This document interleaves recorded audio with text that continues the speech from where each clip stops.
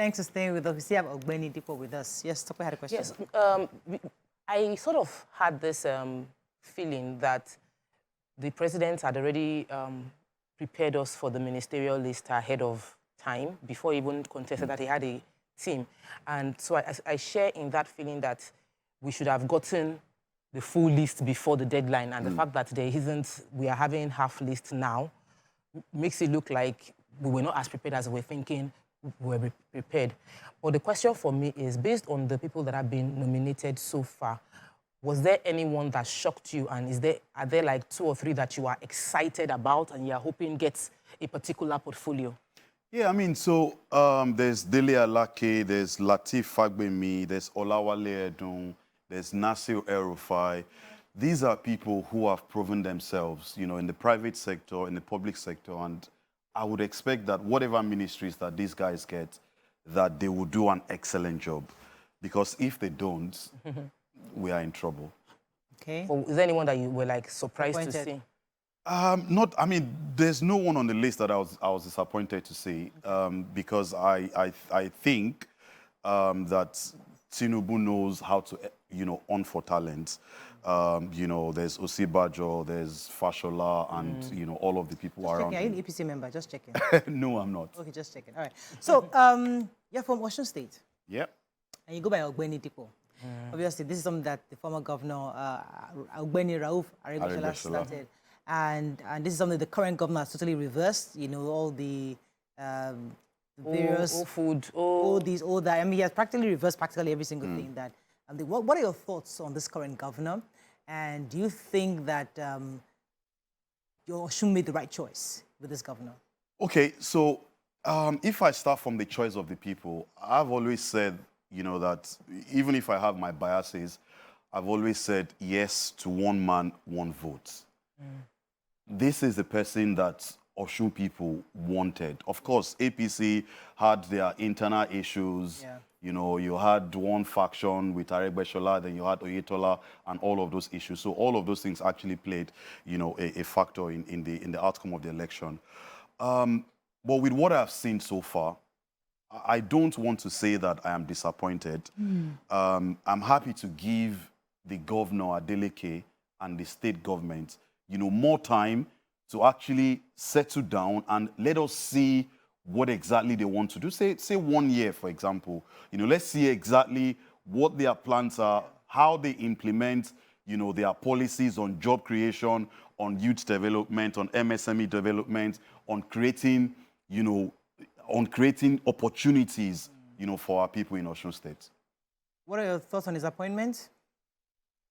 Okay. Yes, I was going to say that, you know, I want to take us back a bit. We were talking about this food and subsidy and palliatives, and in the news we read in Adamawa State, Nigerians had gone in and they had looted food banks and warehouses, you know.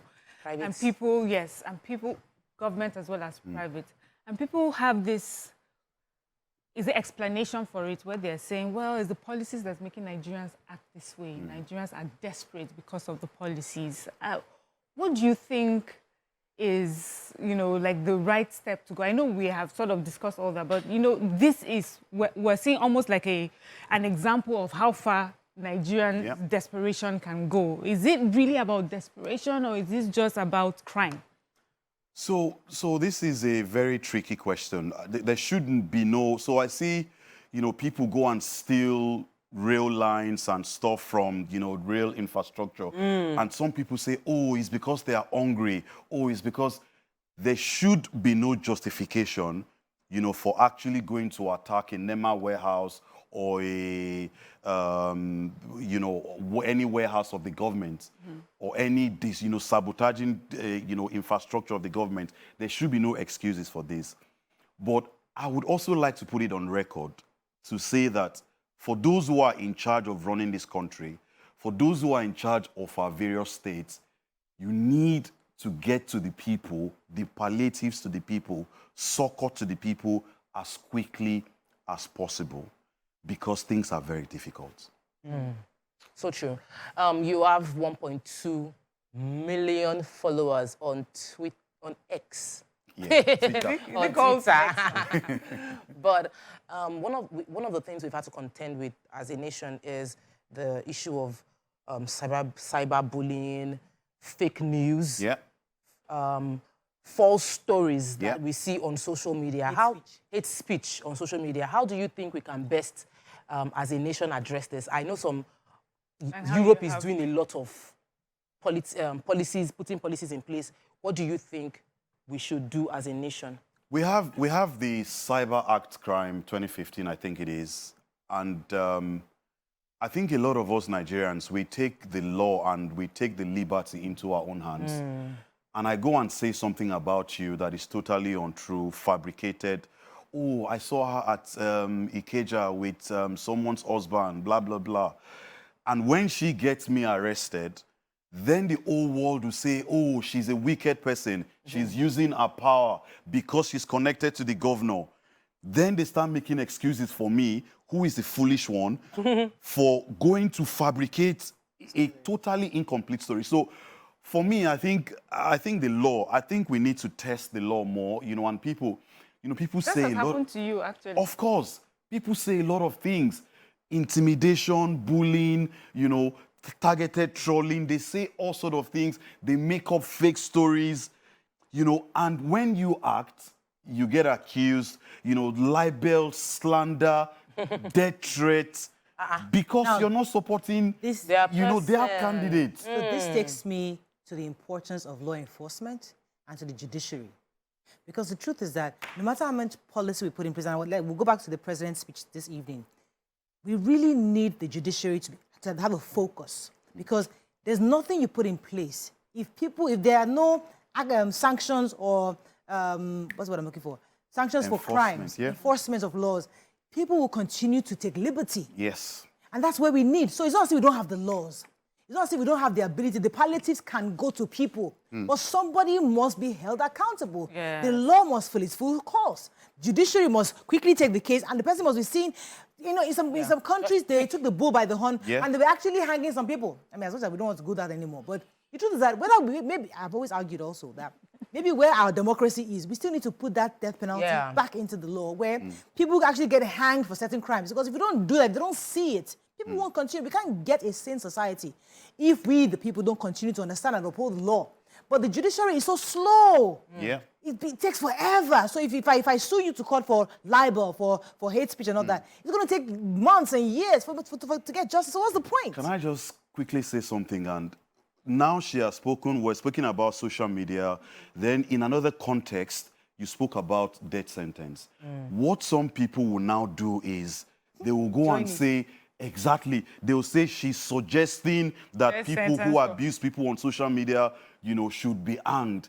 Deliberate disinformation. Manipulation of what people have said. And again, it is a crime. I think people need to go review that, 2015. Someone has said, if you want to do your political propaganda and whatever, that's understandable. But bringing people into disrepute, deliberately defaming people, I think there has to be actions. There has to be consequences. We have to wrap up, but let me just take from each of you what your expectations are of the president's speech tonight. What is that thing you would like him to talk about, to touch on? Let me start with you before I come to the ladies. What would you like to hear from him today at 7 p.m.? Yeah, so I mean, what we have seen so far is leadership, since the inauguration. Of course, some actions could have been taken, could have been taken faster. I want to see a reassurance of the renewed hope that was promised to the people. Because you want to get the people on your side, but you also don't want to get the people on your side by just speaking. You want to get the people on your side by taking actions, necessary action. And like I always say, good governance is the best PR that any government can actually rely on. Yeah. So I want to see, the president, chart and show us the direction, the future. This is where we are going. This is how we are going to get there. Touch on important sectors: education, healthcare, youth development, human capital development, infrastructural development. Briefly touch on all of those things and share that vision of renewed hope with the Nigerian people. Yeah, I think for me, what a lot of Nigerians are just screaming about is really the price of fuel and how it just seems like it will keep increasing. And so people want to know about palliatives and also how it will be distributed. People just need to hear that government understands that there's an issue and is putting plans in place that will take off as soon as possible. So I would like to hear what his plans are about that. I don't want to hear, I understand how you are feeling. You have said it several times. We know that he understands how we are feeling. What I want to hear from the president is in specific numbers, what he is cutting from the administration. How is he adjusting the ministries? What is he cutting from his own, the budgets assigned to his own presidency? What are the sacrifices he's making in specific terms? So I want ratios. I want numbers. I want you to give me the arbitrage. What's the difference between what sacrifices, what it would have been at this time last year and what I am doing now differently? I did not buy cars. I've saved you 1 billion. I did not buy new chairs. I'm not putting that new chairs on the government. I'm buying the new chairs for Aso Rock from my pockets. I want to hear specific numbers of the sacrifice the government is making to cut their coats. Yeah. Then I want to now, like Mayam said, hear what in specific terms they want to do for us as citizens. Okay, actually, that's exactly what I was going to say. How do you plan to reduce cost of governance? That was exactly what I was going to say. Because Nigerians want to see what our leaders are telling us to do. So we have no problems with you giving us palliatives. We have no problems with you telling us to withstand the current situation. But we must see that you as the executive are also taking measures to reduce the cost of governance and also tighten your belt.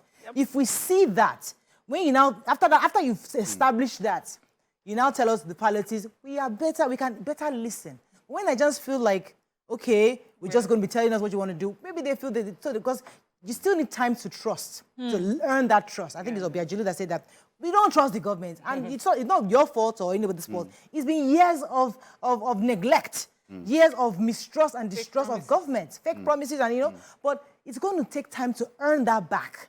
So you will be bruised, you'll be bashed by us, but please take it in. Because even the president himself said it, that abuse me. I am ready for it. I am prepared for it. Don't worry, I can take it. I asked for this job.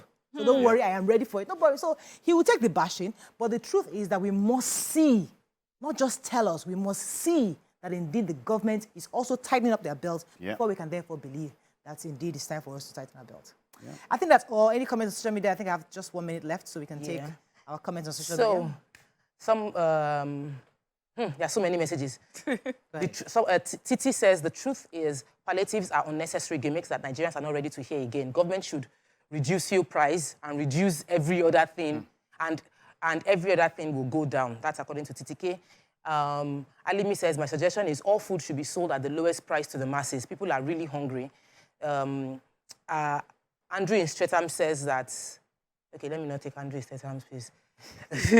Let me take Sam Olowu. He was talking about the previous topic, and many people are supporting all our contribution, that they are also waiting for the speech to get information from the president. Okay, that's all we can take on today. So thank you very much, Ogbeni Dikpo, for coming to the show. We hope to have you more often.